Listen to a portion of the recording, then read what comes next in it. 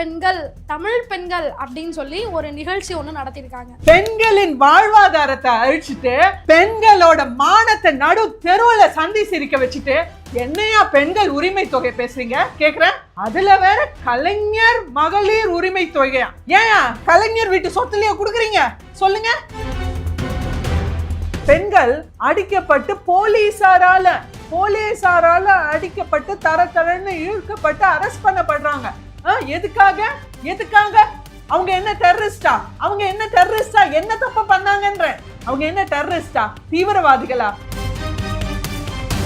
எங்க ஓட்டு பிச்சையில நீங்க எங்க உட்கார்ந்திருக்கீங்க. ஸ்டாலின் அவர்களே நோட் தி பாயிண்ட். 1000 ரூபாய் அப்படின்றது தொகை உயர்த்தப்படும். ஆட்சியை முடிய போகுது, ஒன்னையே மக்கள் மூட்டை கட்டி அனுப்ப போறாங்க.